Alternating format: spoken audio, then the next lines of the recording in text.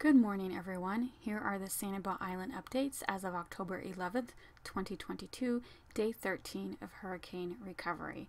The Mayor Holly Smith met with Governor DeSantis today and was with him at his press conference in Fort Myers near the Sanibel Causeway. The governor announced that the bridge is drivable today for all emergency service vehicles. The bridge will be open to civilian traffic starting October 21st. That is amazing news. I honestly didn't think it was possible, but the governor proved me wrong. This was a great press conference to watch because the whole time the governor and other officials were talking, viewers could see a steady stream of utility vehicles driving across the Sanibel Causeway. When the bridge opens on the 21st, it will be restricted to Sanibel residents only, contractors, utility workers, etc. Basically anyone with a hurricane pass. It will not be open to the general public. I don't see Sanibel allowing non-residents on the island this month. I will keep you updated on when the island opens for non-residents. For the upcoming election in Florida and Lee County, early voting is extended 16 days before the election up to the election day. That means October 24th, early voting starts. There are 12 early voting sites in Lee County. If you sign up for mail-in ballot and have not received it yet, you can request another one online. You can request a new one up to 3 times. If you requested a mail-in ballot but decide you would rather go to an early voting site, you can, as long as you have not sent in the mail-in ballot. The system is very automated, so if you go to an early voting site, they will be able to tell if you have voted or not. Regarding the US mail pickup, the pickup location has changed to 14080 Jetport Loop in Fort Myers.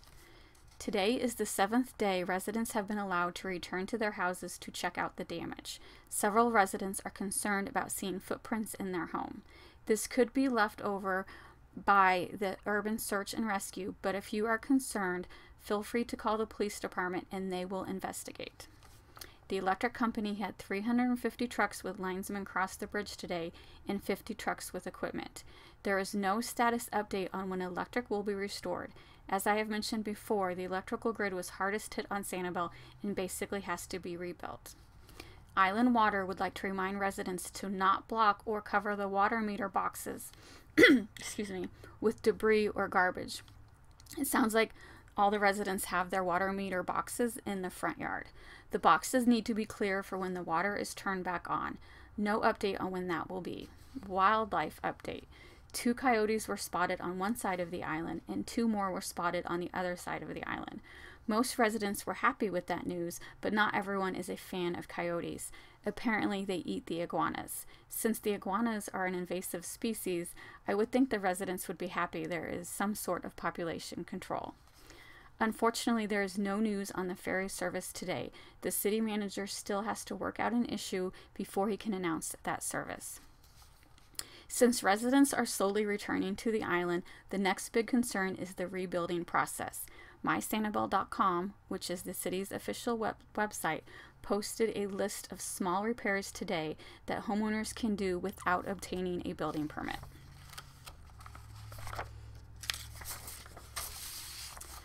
One of the councilmen, who is also the local doctor, would like to remind everyone when doing repairs in homes with mold to wear an N95 mask or a respirator. He is also concerned about seeing citizens wearing flip-flops around the island. He's had several reports of people stepping on nails and nail-reported injuries. Sounds like everyone should make sure they have a current tetanus shot and wear heavy-duty boots. Now time for my personal opinion. I have watched all of Governor DeSantis' press conferences. The FEMA spokesperson always makes it sound like FEMA is here for everyone, but as usual, government red tape is an issue. A Sanibel resident who also worked on the island applied for the housing assistance aid since he is essentially homeless and jobless. He has been couch surfing for the last 2 weeks since he can't afford a hotel room. His housing assistance request was denied until a FEMA employee can go inspect his house on Sanibel. That's a bunch of bull. Did FEMA miss the news that Sanibel is essentially impossible to get to?